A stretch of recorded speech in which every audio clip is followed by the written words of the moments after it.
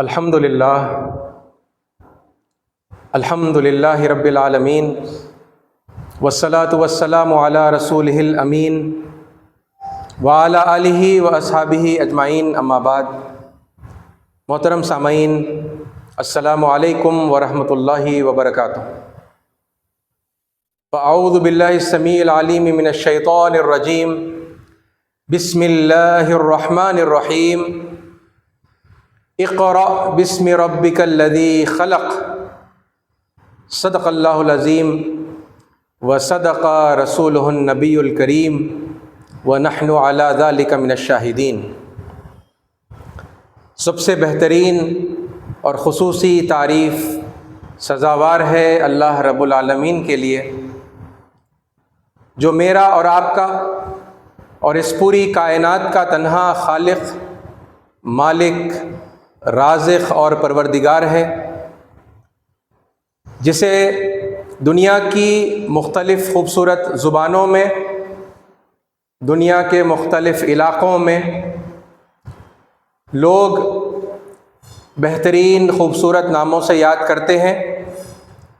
پرمیشور، سرویشورا، سرشٹی کرتا، اکشر پربرہما، گنیش، یہووا، اللہ، واہے گرو اور اس طرح کے بے شمار خوبصورت نام ہیں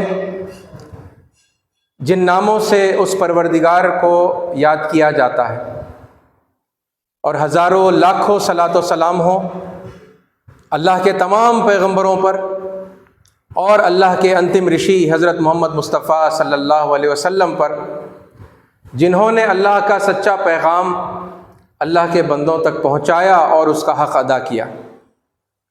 عزیز ساتھیوں، یوں تو مسلمانوں اور عیسائیوں میں پائی جانے والی ان غلط آئیڈیالوجیز کے سلسلے میں پچھلے کئی جمعوں سے ہم بات کر رہے ہیں، اور جو نظریات باطل ہیں ان کے باطل ہونے کو اور جو صحیح نظریات ہیں ان کے صحیح ہونے کو قرآن اور احادیث کی روشنی میں آپ کے سامنے لگاتار رکھتا آیا ہوں۔ اس سلسلے کو یہاں تھوڑا بریک کرتے ہوئے، چونکہ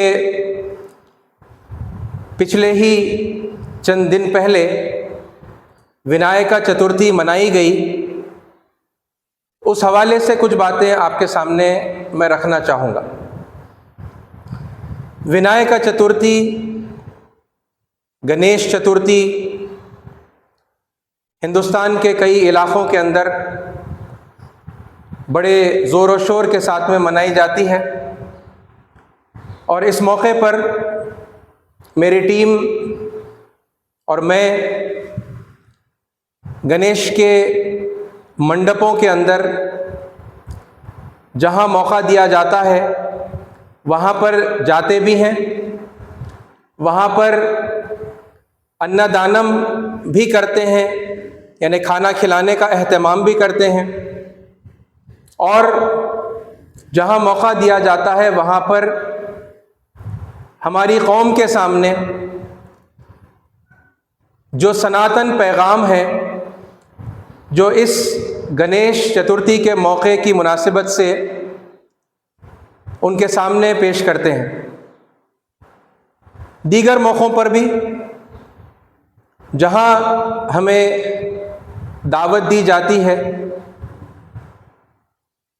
یا پھر جہاں اجازت دی جاتی ہے تو ہم مندروں میں جایا کرتے ہیں، اور مندروں کے علاوہ بھی اور دوسرے مقامات پر جاتے ہیں، اور سچائی کا پیغام، دین کا حقیقی پیغام ہم لوگوں کے سامنے پیش کرتے ہیں۔ مسلمانوں میں سے بعض لوگ ہمارے مندر جانے پر اور گنیش کے منڈپ پر جانے پر اعتراض کرتے ہیں، اور ہمیں وہاں پر جانے سے منع کرتے ہیں یا اس بات کا مشورہ دیتے ہیں کہ وہاں پر نہیں جانا چاہیے. یہ ایک اعتراض ہے جو مسلمانوں میں سے بعض لوگوں کی طرف سے آتا ہے. پھر ایک اور اعتراض یہ بھی آتا ہے کہ یہ جو مورتیاں ہیں آپ ان کے نام بھی لیتے ہیں اور ان کے ناموں کے حوالے سے بھی آپ لوگوں کے سامنے حق کی بات پیش کرنے کی بات کہتے ہیں. لہٰذا ایسا بھی نہیں کرنا چاہیے. اس سے کیا ہوگا؟ اس سے لوگ یہ سمجھیں گے کہ آپ شرک کو بڑھاوا دے رہے ہیں. مندر جانے سے بھی اور گنیش کے منڈپ پر جانے سے بھی اور پھر ان مورتیوں کے نام لینے سے بھی لوگ یہ سمجھیں گے کہ آپ شرک کو بڑھاوا دے رہے ہیں. اور پھر بعض لوگوں نے تو بہرحال یعنی مشرک ہونے کا اور مرتد ہونے کا اور ہندو ہو جانے کا الزام بھی ہم پر لگایا ہے. عزیز ساتھیوں، اس موقع پر یعنی کچھ وضاحتیں آپ کے سامنے رکھوں، اگرچہ کہ یہ بڑا یعنی تفصیل طلب موضوع ہے اور یعنی بہت سارے ٹاپکس کو کور کرتے ہوئے اس بات کو یعنی سمجھا جا سکتا ہے کہ ہم کیا کر رہے ہیں اور ایسا کچھ کرنے کی گنجائش اسلام میں موجود ہے یا نہیں ہے. ٹھیک ہے، بہرحال اس موقع پر یعنی اتنی ڈیٹیل کے اندر میں نہیں جاؤں گا. البتہ میں آپ کے سامنے یہ ضرور کہوں گا کہ میرے یوٹیوب چینل کے اوپر ریفارمیشن لیول 1 کورس کے حوالے سے تقریباً 36 ٹاپکس 36 to 38 ویڈیوز اس کے اوپر اپلوڈڈ ہیں اور اس میں لسان کے حوالے سے، لسان مطلب زبان، لینگویج، لسان کے حوالے سے 8 ٹاپک الگ الگ کر کے میں نے اس سے پہلے 2020 میں جو ریکارڈ کیے تھے وہ اپلوڈڈ ہیں. تو بہت ساری جو تفصیلات ہیں جو اس موقع پر میں کور نہیں کر پاؤں گا، وہ اگر آپ ان ٹاپکس کو دیکھیں گے تو وہاں پر آپ کو وہ تفصیلات جو ہیں مل جائیں گے. ٹھیک ہے، اس موقع پر یعنی یہ جو 2 بڑے بڑے اعتراضات ہم پر آتے ہیں، ویسے اس کے علاوہ بھی اور بھی اعتراضات ہیں، میں ان 2 کو لے رہا ہوں. ان کی جنرل ایک وضاحت آپ کے سامنے میں رکھوں گا. ٹھیک ہے، اور پھر گنیش چترتھی کے حوالے سے کچھ اور باتیں میں آپ کے سامنے پیش کروں گا. اے ساتھیوں، دین اسلام کے حوالے سے ہم جو کچھ بھی کرتے ہیں تو ہم پابند ہیں کہ ہم وہی کریں جو قرآن میں بتایا گیا ہے اور اسے پریکٹیکلی محمد صلی اللہ علیہ وسلم نے کر کے دکھایا ہے، آپ نے اور آپ کے صحابہ کرام نے. یہ 2 مین سورسز ہیں دین کے ان لوگوں کے لیے جو اپنے آپ کو مسلم کہتے ہیں، ہے نا. تو اس حوالے سے میں اگر آپ کے سامنے یہ بات بتاؤں، اور یہ آپ جانتے ہی ہیں، اکثر لوگ جانتے ہیں، توجہ نہیں جاتی کہ اللہ کے نبی محمد صلی اللہ علیہ وسلم نے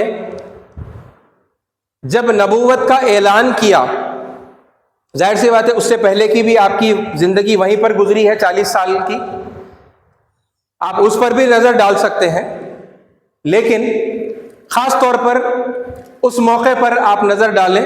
میں آپ کی توجہ مرکوز کرنا چاہوں گا جب محمد صلی اللہ علیہ وسلم نے نبوت کا اعلان کیا. اس موقع پر کیا کعبۃ اللہ میں بت موجود تھے یا نہیں تھے؟ اور یہ سوال کا کوئی انوکھا کوئی ایسا جواب نہیں ہے جو یعنی پہلی مرتبہ کسی مسلم کے سامنے یعنی پیش کیا جائے تو وہ اس کا جواب نہیں جانتا ہو، ہے نا. لوگ اچھی طرح سے جانتے ہیں کہ کعبۃ اللہ کے اندر 360 بت موجود تھے، خود کعبے کے اندر بھی اور کعبے کے باہر، کعبے کے صحن میں بھی جہاں پر طواف کیا جاتا تھا. کیا رسول اللہ صلی اللہ علیہ وسلم نے فوراً یا نبوت کے اعلان کے بالکل تھوڑے سے عرصے کے اندر بتوں کی موجودگی کی وجہ سے کعبۃ اللہ کو چھوڑ دیا اور کسی اور پاکیزہ مقام پر آپ چلے گئے جہاں جو بتوں سے پاک تھا؟ یہ میں آپ کو بالکل جنرل، یعنی اس آبجیکشن کے اوپر جنرل وضاحت آپ کے سامنے میں پیش کر رہا ہوں۔ رسول اللہ نہیں گئے، بلکہ 13 سال تک آپ مکے میں رہے، آپ وہیں پر رہے اور آپ لوگوں کو دعوت دیتے گئے کہ شرک چھوڑ دو اور اس ایک پرمیشور کی، اس ایک اللہ کی بندگی کو اختیار کر لو، ہے نا؟ اس کے علاوہ پھر دوسرا آپ ایک اور پہلو آپ دیکھیں گے،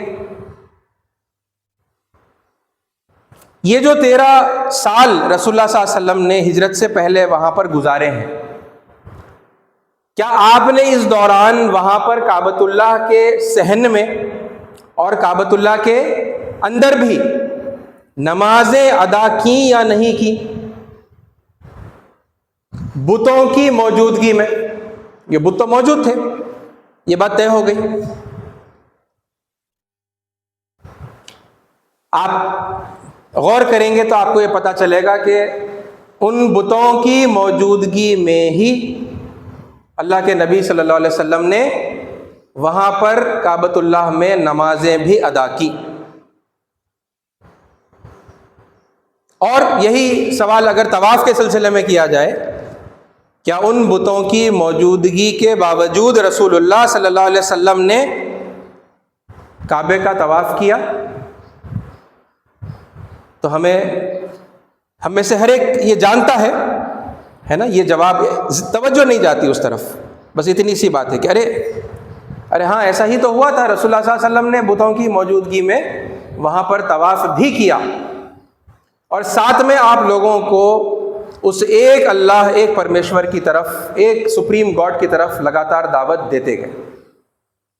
اور وہ دعوت کا بنیادی جو مقصد ہے وہ ایک بار پھر میں آپ کے سامنے دہرا دوں کہ یہ جو بربریت والے اور غیر انسانی رویے ہوتے ہیں جو شرک کی وجہ سے پیدا ہوتے ہیں لوگوں کے اندر، ان رویوں سے لوگوں کو روک کر انسانیت کے رویے کی طرف دعوت دینا، خدا کی بندگی، اس ایک واحد خدا کی بندگی کا مطلب یہ ہوتا ہے کہ انسانیت ہمارے اندر پیدا ہو جائے، اور اگر یعنی غیر انسانیت، ان ہیومن جو کیریکٹر ہمارے اندر ہے، بیہیویئر ہمارے اندر ہے، وہ ہمارے اندر سے ختم ہو جائے، انسانیت ہمارے اندر آ جائے اور ہم اپنے آپ کے لیے، اپنے آس پاس رہنے والے اور پھر یعنی سارے انسانوں کے لیے اور اس کے علاوہ جو درند ہے، چرند ہے، پرند ہے، نیچر جو ہے اس کے لیے بھی ہم خیر خواہ بن جائیں، خیر پہنچانے والے بن جائیں۔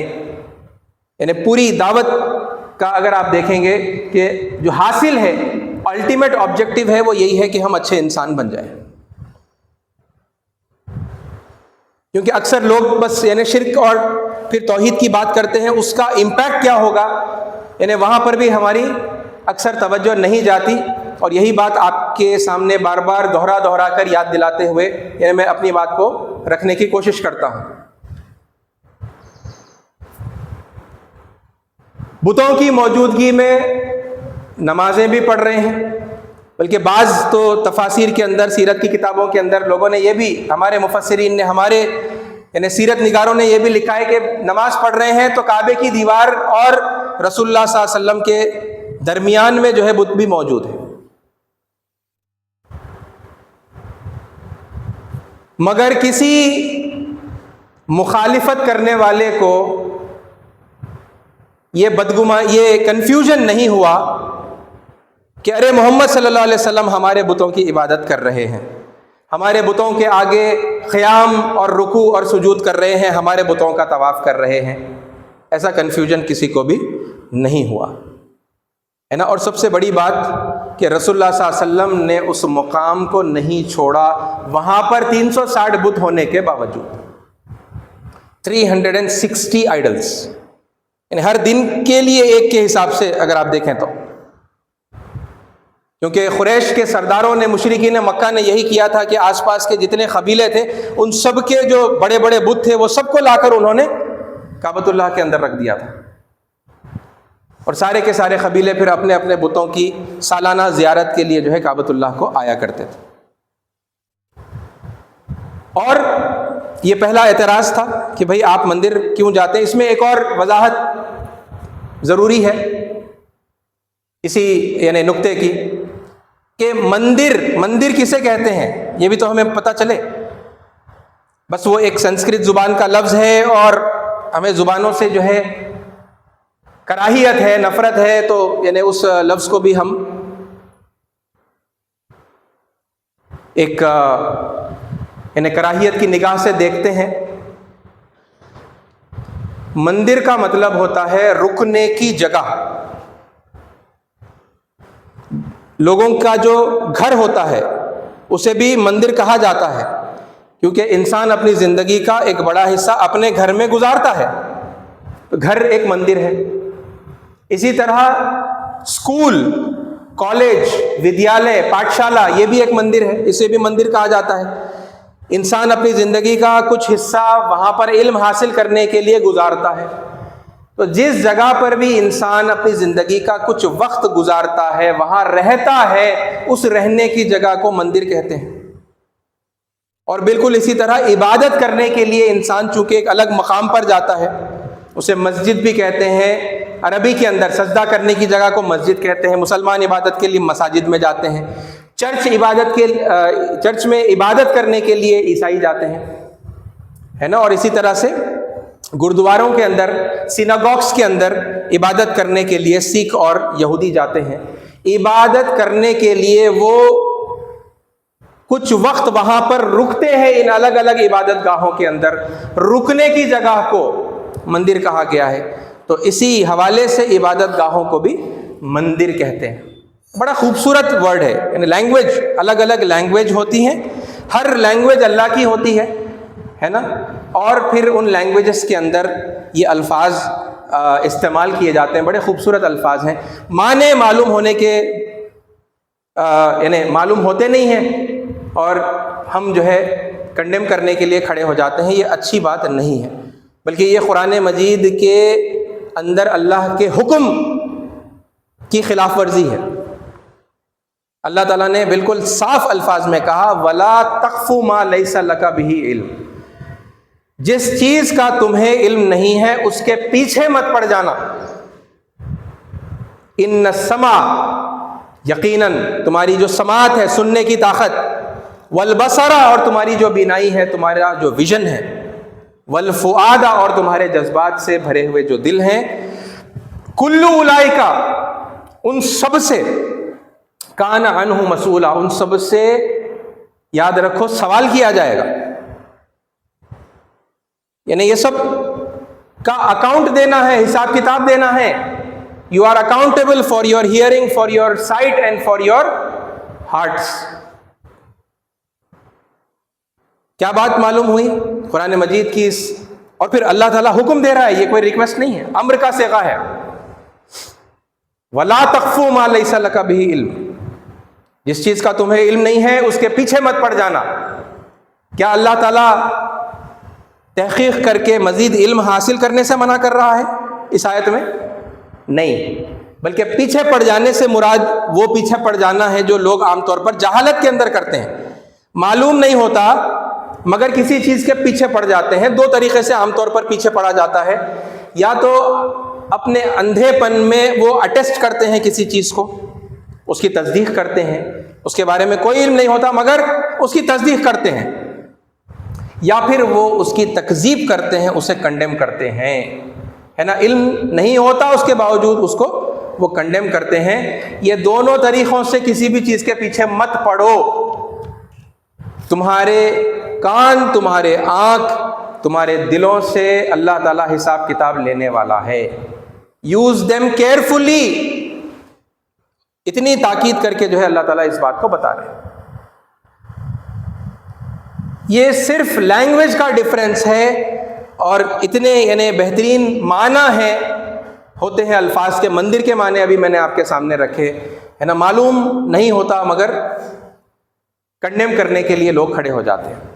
بہرحال تو عزیز ساتھیوں، یہ پہلے سوال یا پہلے اعتراض کے جواب میں نے آپ کے سامنے ایک بات سیرت کے حوالے سے رکھی ہے نا۔ ہم مندر جاتے ہیں، کیسے جاتے ہیں؟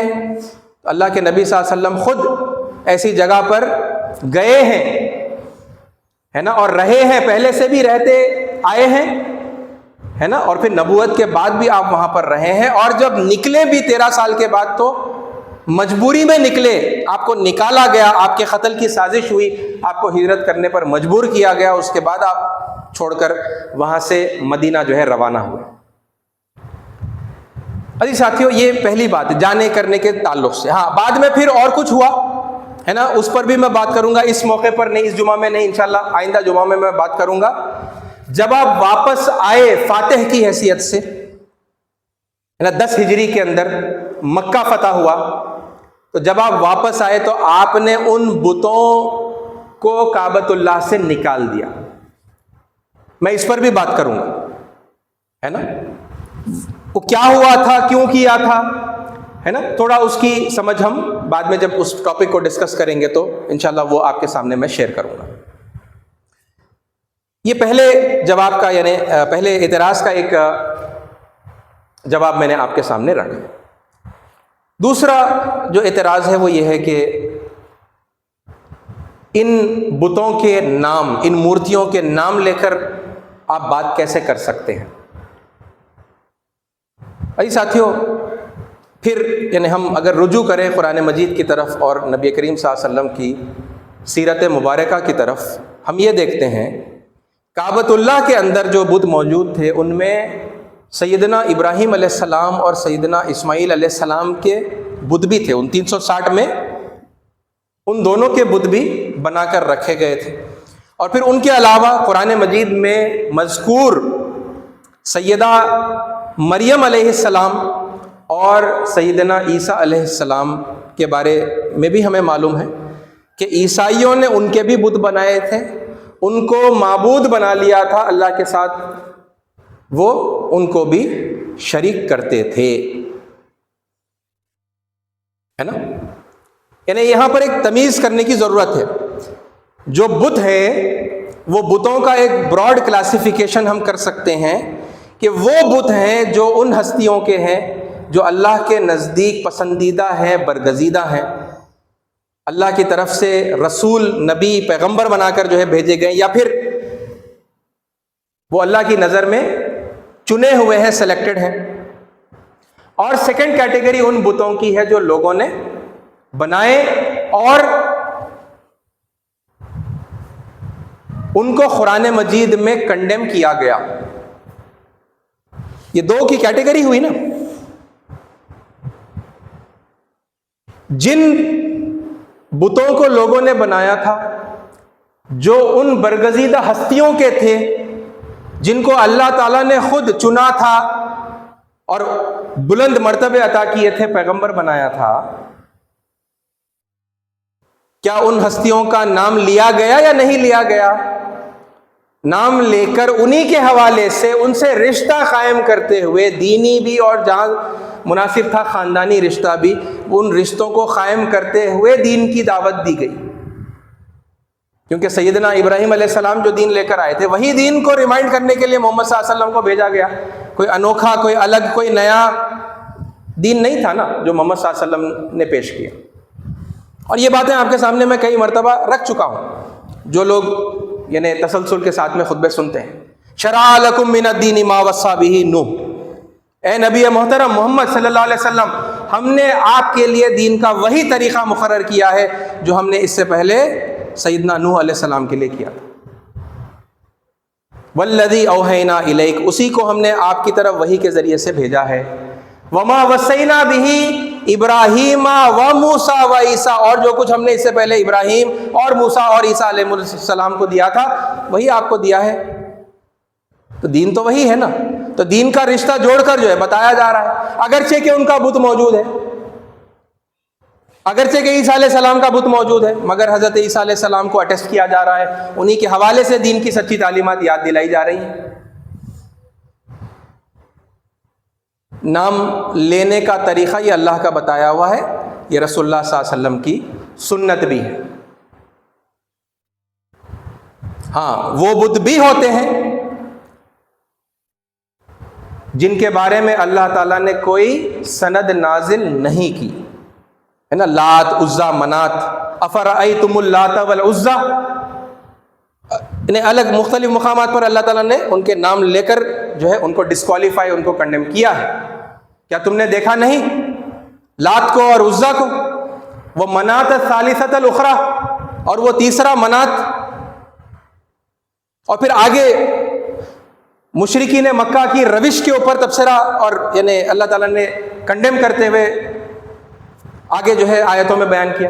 الکم الذکر ولہ الانثی، کیا تمہارے لیے تو بیٹے ہیں اور بیٹیاں اللہ کے لیے؟ تلک اذا قسمۃ ضیزیٰ، یہ تو ایک بہت بدترین تقسیم ہے جو تم لوگوں نے کی ہے. اور پھر آگے کا ان ہی الا اسماء سمیتموها انتم وآباؤکم، یہ تو محض چند نام ہیں جو تم نے اور تمہارے باپ داداؤں نے رکھے ہیں. ما انزل اللہ بہا من سلطان، اللہ تعالیٰ نے ان کے لیے کوئی سند، کوئی اتھارٹی نازل نہیں کی. کنڈیم کیا گیا. بعض وہ مورتیاں ہیں جنہیں کنڈیم کیا گیا، اور بعض وہ ہستیوں کی مورتیاں ہیں ہے نا، جو ہستیاں اللہ تعالیٰ کی طرف سے بھیجی گئی تھی، جو واقعی میں برگزیدہ تھیں، اللہ کی چنندہ ہستیاں تھیں.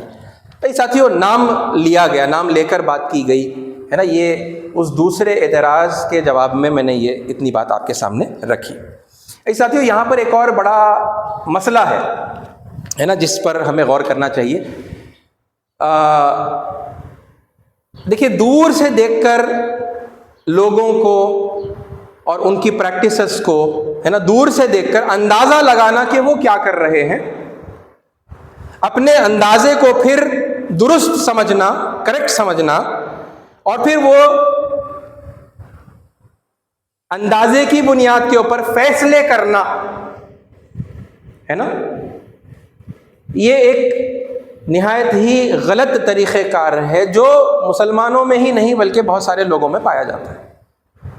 اور یہ خاص طور پر یہ ہماری ہندو برادری کو دیکھ کر، دور سے دیکھ کر، وہ مندروں میں جا رہے ہیں، ان کے پاس، ان کے سامنے جو ہے مورتیاں رکھی ہوئی ہیں، ان میں سے ہر ایک شرک کر رہا ہے، ہر ہندو مشرک ہے اور وہ ایک خدا کو نہیں مانتا. اس طرح کے اندازے مسلمان عام طور پر لگاتے ہیں. اوورال ان کو مشرک سمجھتے بھی ہیں، اور پھر ڈائریکٹلی پھر ان کو کمپیئر بھی کرتے ہیں مشرکین مکہ سے. سارے مسلمان نہیں کرتے مگر بہت سارے کرتے ہیں. بھئی بالکل اسی طرح بعض ہندو، بعض عیسائی جب مسلمانوں کو دور سے آبزرو کرتے ہیں، دور سے ہے نا، دور سے دیکھ کر ازیوم کر لیتے ہیں، وہ مان لیتے ہیں ہے نا، ایسا سمجھ لیتے ہیں کہ مسلمان جب کعبہ جاتے ہیں ہے نا، حج کے موقع پر یا عمرہ کے موقع پر، وہ کعبے کا طواف کر رہے ہیں، وہ کعبے کے آگے رکوع اور سجود کر رہے ہیں، تو لہٰذا وہ اس کالے گھر کی، اس کعبے کی عبادت کر رہے ہیں. انہوں نے دور سے دیکھا ایک پریکٹس کو، مسلمانوں کی پریکٹس کو، اور انہوں نے یہ اندازہ لگایا کہ اچھا یہ لوگ کعبے کی عبادت کرتے ہیں. تو کیا ان کا یہ اندازہ صحیح ہے؟ یا پھر بعض لوگوں نے دیکھا کہ حجر اسود وہاں پر موجود ہے اور مسلمان جو ہے اسے چومنے کی کوشش کر رہے ہیں، چوم رہے ہیں. تو لوگوں نے کہا اچھا وہاں جو وہ کالا پتھر ہے وہ اس کی پوجا کرنے کے لیے جاتے ہیں مسلمان. دور سے دیکھ کر ازیوم کر رہے ہیں. تو کیا ان کا یہ ازمپشن صحیح ہے؟ نہیں ہے نا. اگرچہ کہ کعبہ وہاں پر موجود ہے، اس پر کالا غلاف ہے، وہاں پر حجر اسود موجود ہے، کالا پتھر، لیکن کوئی ایک مسلمان بھی وہاں پر نہ تو کعبے کی عبادت کر رہا ہے نہ حجر اسود کی عبادت کر رہا ہے. ہاں، فزیکلی پریزنٹ وہاں پر ہے، اسی کا طواف کر رہے ہیں، اسی کی طرف رخ کر کے قیام اور رکوع اور سجود کر رہے ہیں. موقع ملنے پر قریب جاتے ہیں، کعبے سے لپٹ کر، کعبے کے غلاف سے لپٹ کر روتے ہیں، چومتے ہیں، حجر اسود کو چومتے ہیں، مگر کوئی وہاں کعبے کی عبادت نہیں کر رہا. ہے نا. یہ بات یعنی کنفیوژن، دور سے دیکھا، اندازہ لگایا اور پھر اپنے اندازے کی بنیاد کے اوپر فیصلہ کرنے لگے اگر لوگ، تو پھر تو ایسے بہت سارے فیصلے غلط ہو جائیں گے کیونکہ اندازہ غلط تھا، ہے نا. جیسا غیر مسلموں کا اندازہ مسلمانوں کو لے کر، اگر یہ جو میں نے ایز این ایگزامپل آپ کے سامنے رکھا، یہ انتہائی غلط اندازہ ہے. کوئی ایک مسلمان بھی وہاں پر ویسا نہیں کر رہا. بالکل اسی طرح مسلمان جو یا اور عیسائی، یہودی اور دوسرے جو لوگ ہیں جو ہندوؤں کو دیکھ کر یہ کہتے ہیں، یہ اندازہ لگاتے ہیں کہ سارے کے سارے شرک کر رہے ہیں، ہے نا. تو میں آپ کو بتاؤں کہ یہ ایک غلط اندازہ ہے. Over whelming majority of Hindus کے لیے کم از کم یہ غلط اندازہ ہے. اور میں آپ کو بتاؤں کہ over whelming majority of Hindus جو سناتنی ہیں وہ ایک پرمیشور کو مانتے ہیں.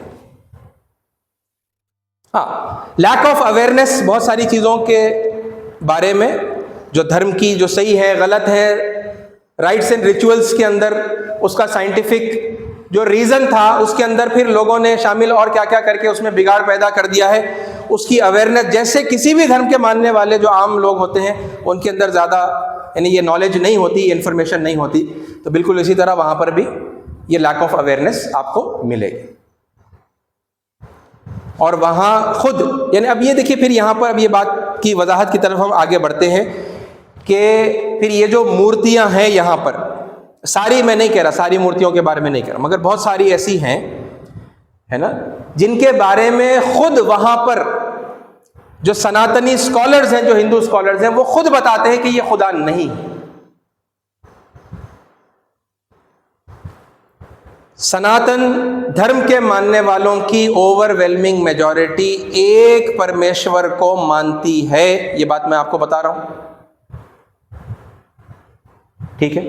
اور آپ کو معلوم ہونا چاہیے کہ یہ مورتی پوجا کے حوالے سے اس کو کمپلیٹلی کنڈیم کر کے، جو ساکار اپاسنا ہے نا، مورتی بنا کر اس کی عبادت کرنے کو کمپلیٹلی کنڈیم کرتے ہوئے نراکار پرمیشور کی اپاسنا عبادت کرنے، یعنی وہ جو آنکھوں کو نظر نہیں آتا اس کی اپاسنا کے مشن چلائے ہیں بڑے بڑے جو ریفارمرز رہے ہیں، جن کے اندر اگر آپ کو جو موسٹ مطلب فیمس نام ہے اگر میں آپ کو بتاؤں تو راجا رام موہن رائے ہیں، اور سوامی وویکانندا ہیں، اور سوامی دیانند سرسوتی جی ہیں. خود ہندوؤں کے اندر ایسے لوگ آپ کو ملیں گے جو مورتی پوجا کا کھنڈن کرتے ہیں اور بتاتے ہیں کہ خدا کا کوئی آکار، کوئی روپ جو ہے وہ نہیں ہے نا. اور پھر ان کے علاوہ بے شمار ایسے لوگ ہیں جو اس ایک خدا کو مانتے ہیں. اور آپ جائیں محبت کے ساتھ میں آپ بات چیت کرنا شروع کریں، آپ کو وہ خود بتائیں گے اس ایک ذات کو وہ مانتے ہیں.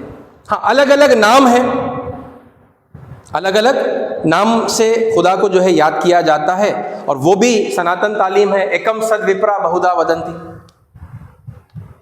ہے نا، کہ وہ جو ایبسلیوٹ جو ٹروتھ ہے، وہ جو الٹیمیٹ ستیہ ہے، وہ ایک ہی ہے.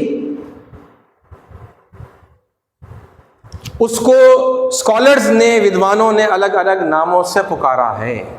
ایکم سد وپرا بہودا ودنتی، ہے نا. تو اس خدا کے بے شمار نام ہیں، خوبصورت نام ہے، ہر زبان میں اس کے نام ہیں. اس کے ایٹریبیوٹس بھی ہیں، وہ نام جو ہیں وہ اس کے گنوں کو ہے نا ظاہر کرتے ہیں. تو اسے ودوانوں نے الگ الگ ناموں سے پکارا ہے، ٹھیک ہے. اور پھر یہ جو آئیڈلز ہیں، ٹھیک ہے، ڈائریکٹلی مطلب ہر آئیڈل کو یعنی وہاں کعبے میں موجود آئیڈل سے یا پھر مشرکین مکہ کے پاس پائے جانے والے جو آئیڈلز ہیں ان سے کمپیئر نہیں کیا جا سکتا. یہاں کے آئیڈلز، یہاں جیسے مثال کے طور پر میں نے گنیش چترتھی کے حوالے سے آپ کے سامنے بات شروع کی.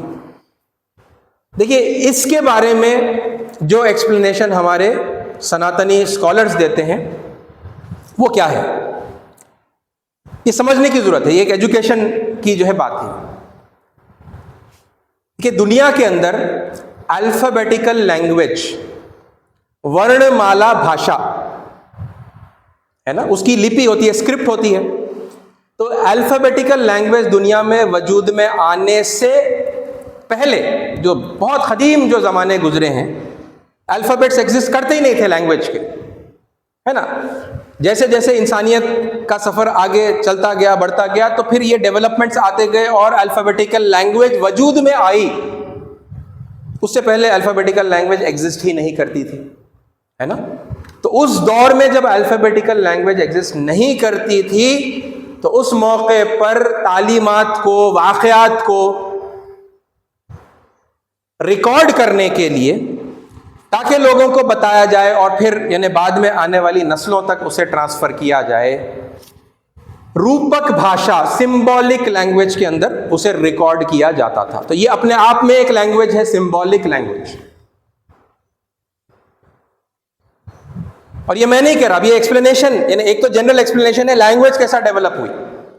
اب اسی لینگویج کے اندر خدا کیسا ہے نا، خدا کے ایٹریبیوٹس کیا ہیں، اس کے کوالٹیز کیا ہیں، اس بات کو بتانے کے لیے بھی سمبولکلی، ہے نا، کچھ ریپرزنٹیشنز کیے گئے.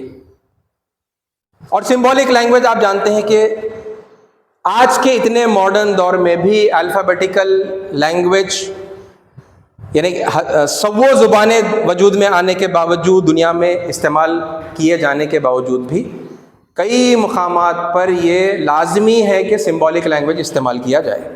روڈ پر ٹریفک کے سگنلز آپ دیکھیے، آپ کہیں پر بھی دنیا میں آپ چلے جائیے، ریسٹ روم، واش روم، ہے نا، ٹوائلٹس جب آپ تلاش کرتے ہیں تو آپ کو میل سمبل اور فیمیل سمبل، آپ کو وہ دیکھ کر، سمبل آپ دیکھ کر پہچان لیتے ہیں کہ یہ جینٹس کے لیے ہے، یہ لیڈیز کے لیے ہے، یہ ہینڈی کیپ کے لیے یہ ہے نا. نرسنگ اینڈ فیڈنگ جو مدرز ہیں ان کے لیے ایک الگ ایک سمبل ہوتا ہے نا.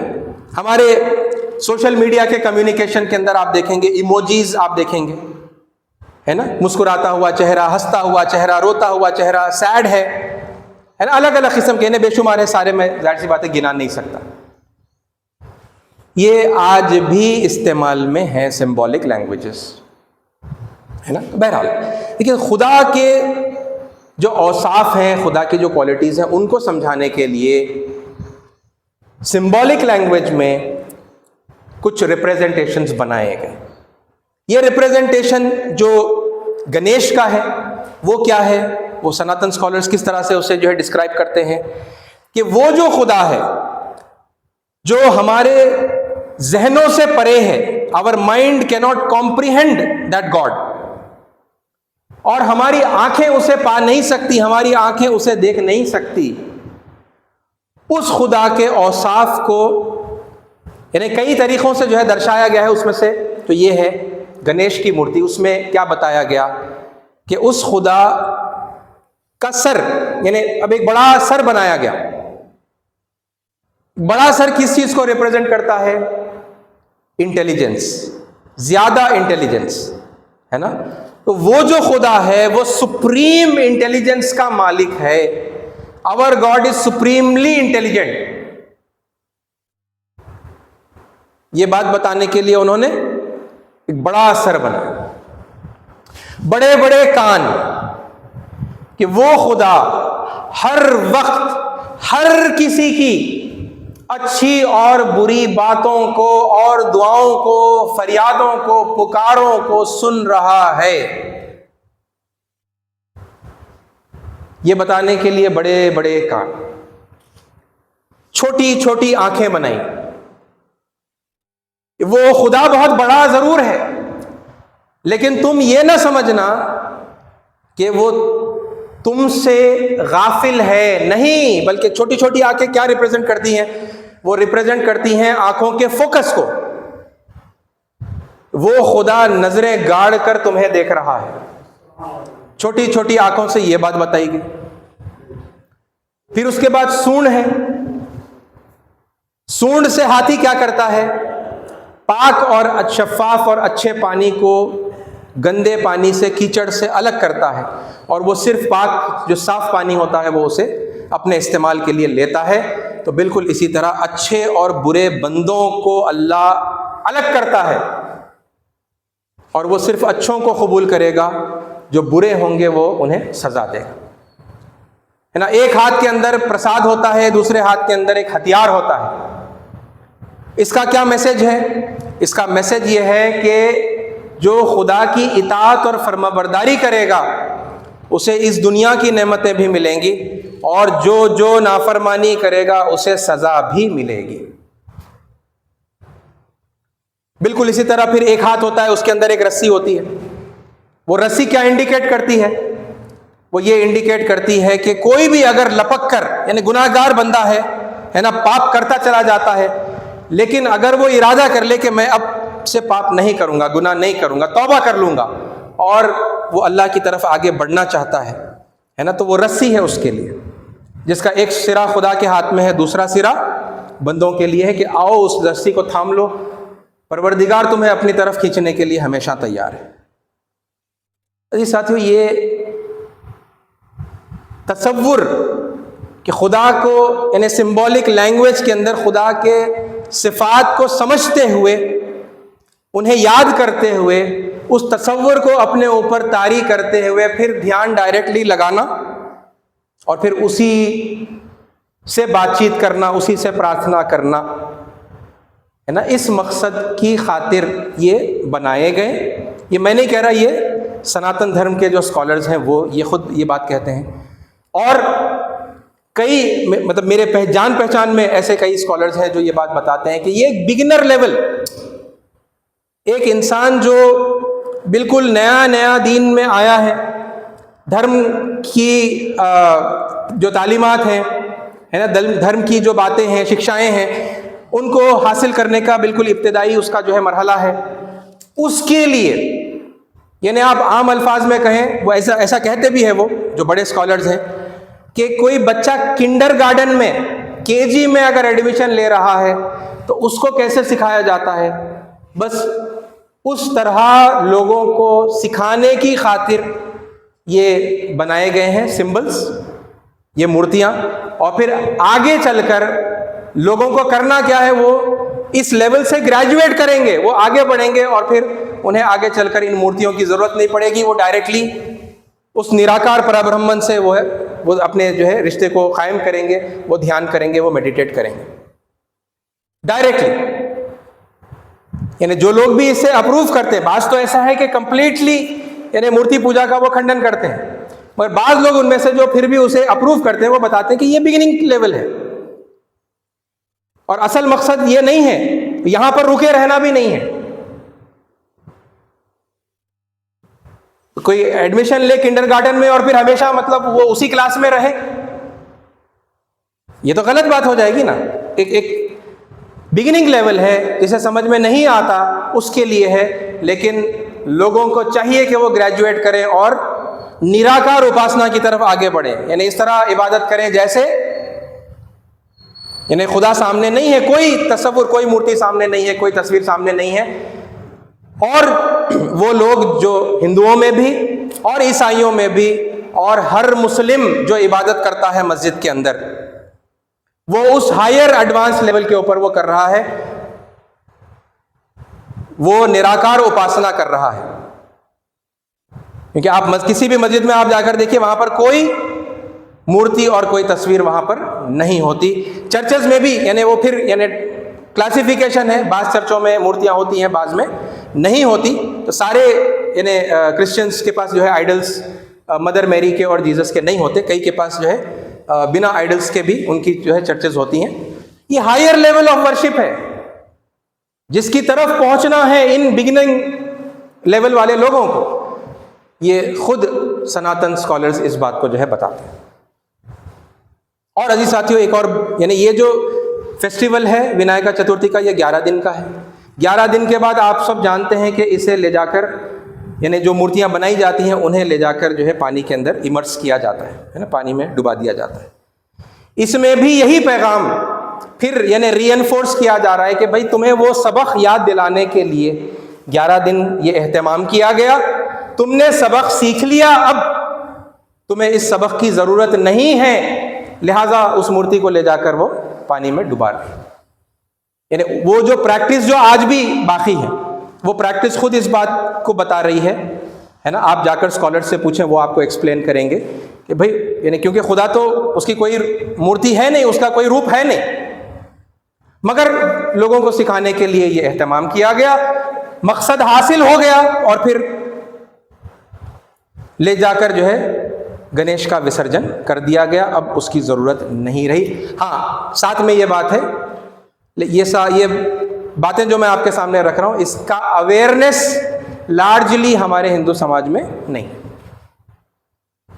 آپ پوچھیں گے، آپ جانکاری حاصل کریں گے، لرنڈ جو لوگ رہیں گے وہ آپ کو بتائیں گے، اور عام ہندو سے بھی آپ پوچھیں گے تو وہ کچھ تحقیق کر کے کچھ یعنی ممکن ہے کہ تھوڑے بہت آپ کو جواب دے دیں، مگر افسوس کی بات یہ ہے، اور یہ ہر جگہ پر ہے، صرف ہندوؤں میں نہیں ہے بلکہ مسلمانوں میں، عیسائیوں میں، یہ جو ریچولز ہیں جہاں پر بھی جیسے بھی ریچولز ہیں جیسے بتائے گئے ہیں، مسلمانوں کے پاس نماز ہے، روزہ ہے، حج ہے نا، جو عبادتوں کے جو طریقے یہاں بتائے گئے ہیں، عیسائیوں کے پاس کچھ اور ہیں، سناتنیوں کے پاس کچھ اور ہیں، سکھوں کے پاس کچھ اور ہیں۔ آپ یہ بات غور کریں گے، یہ کمزوری ہر جگہ آپ کو ملے گی، زیادہ تر لوگوں میں ملے گی، دھارمک لوگوں کے اندر، کہ وہ جو پریکٹسز، وہ جو رائٹس اینڈ ریچولز دین کے نام سے، دھرم کے نام سے جو دی گئی تھی، ان کی اسپرٹ اکثر لوگوں کے اندر غائب ہے۔ فزیکل موجود ہے، عبادتوں کا جو جسم ہے، جو باڈی ہے وہ موجود ہے، لوگ مسلمان نماز پڑھ رہے ہیں، ہے نا، ہزاروں لاکھوں کی تعداد میں آپ کو لوگ دکھیں گے نماز ادا کر رہے ہیں، حج کر رہے ہیں، سب کر رہے ہیں، مطلب جو بتایا گیا ہے، ایز این ایگزامپل میں بتا رہا ہوں، عیسائی اپنا کر رہے ہیں، یہودی اپنا کر رہے ہیں، جو سکھ ہیں وہ اپنا کر رہے ہیں، جو سناتنی ہیں وہ اپنا کر رہے ہیں، مگر اس عبادت سے حاصل ہونے والی جو تعلیمات ہیں اور اس کا پھر اپنی زندگی پر جو اثر ہونا ہے، وہ افسوس کی بات ہے کہ میجورٹی ہر گروپ کی میجورٹی کے اندر اس کی اسپرٹ جو ہے نہیں۔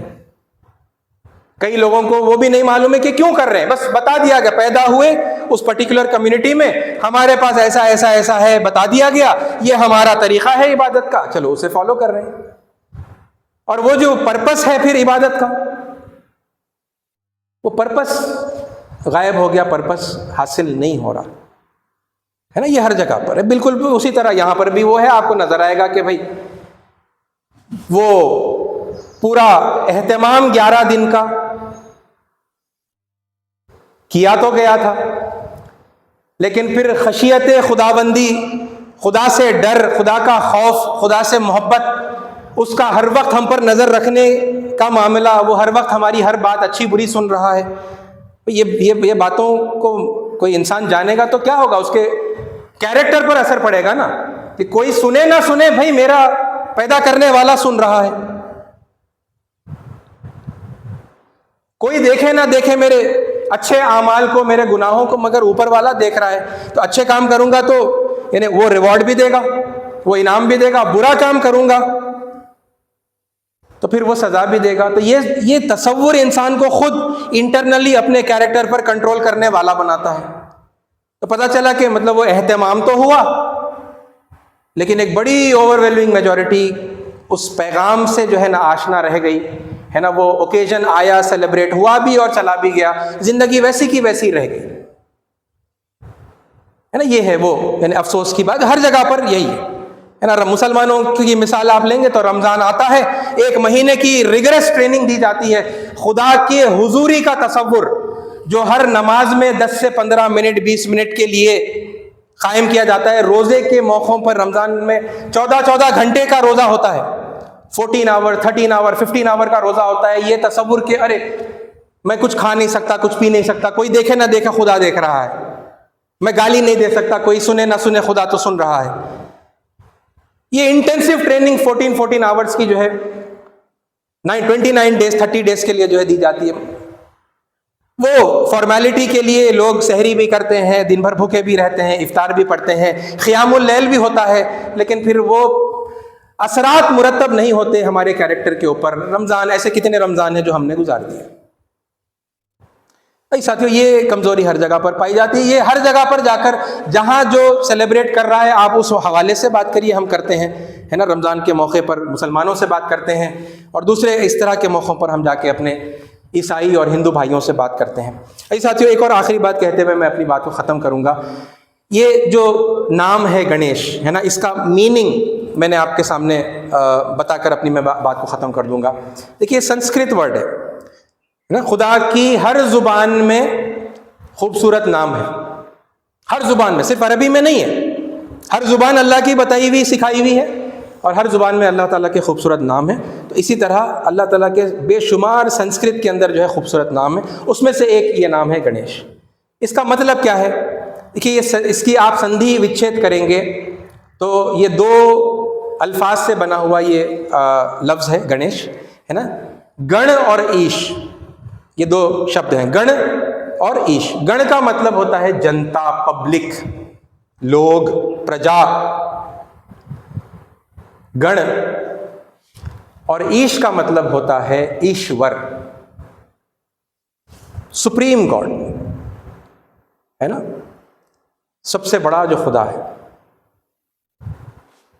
گن اور ایش کو آپ ملائیں گے گنیش بنے گا، یعنی جنتا کا ایشور، the God of the people, the God of the public, the Lord of the public, ہے نا۔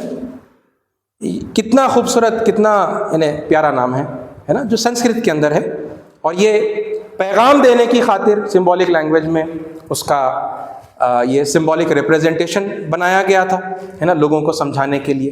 یہ وہ تفصیلات ہیں جو میں نے آپ کے سامنے رکھی۔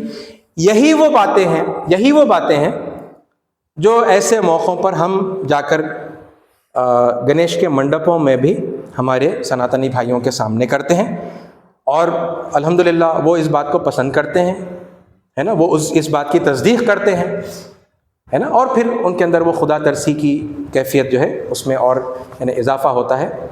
اور یہ ساتھیوں، یہ ہر چیز کو استعمال کرنے کا ایک اچھا طریقہ، اس کا ایک اچھا پہلو، اس کا کریکٹ انٹرپریٹیشن بھی ہوتا ہے، اس کا غلط استعمال، اس کا مس یوز، اس کا مس انٹرپریٹیشن بھی ہوتا ہے۔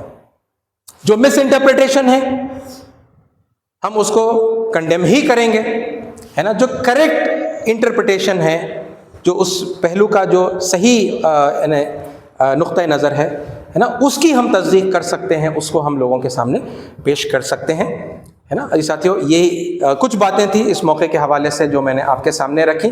ہاں، میں پھر آپ کے سامنے یہ بات رکھوں کہ یہ سب کہہ کر کوئی شرک کی تصدیق اور شرک کی تائید میں نہیں کر رہا، ہے نا، شرک کا کھنڈن ہی کر رہے ہیں، اور توحید اور ایکیشور واد، ہے نا، وہ خدا جو سمیع علیم بصیر ہے، جو کسی کو نظر نہیں آتا، ہے نا، اس کی تصدیق کی ہی بات میں نے آپ کے سامنے رکھی۔ ہاں، البتہ انشاءاللہ آئندہ موقع باقی رہا تو یہ جو آئیڈلز ہیں، یہ آئیڈلز کو ناپسند کیوں کیا گیا ہے، اور یہ مورتی پوجا، جسے عام طور پر مورتی پوجا کہہ دیتے ہیں، یہ اتنی کراہیت کی چیز کیوں ہے، اور اسلام اسے کیوں کنڈیم کرتا ہے نا، اس کے اوپر انشاءاللہ موقع رہے گا، زندگی رہے گی تو آپ کے سامنے آئندہ میں کچھ باتیں پیش کروں گا۔ اللہ تعالیٰ سے دعا ہے کہ اللہ تعالیٰ ہمیں حق بات کو سننے کی، سمجھنے کی، سمجھ کر قبول کرنے کی، اس پر عمل کرنے کی، اور پھر دوسروں تک پہنچانے کی توفیق عطا فرمائے۔ آمین۔ وآخر الدعوانا الحمدللہ رب العالمین۔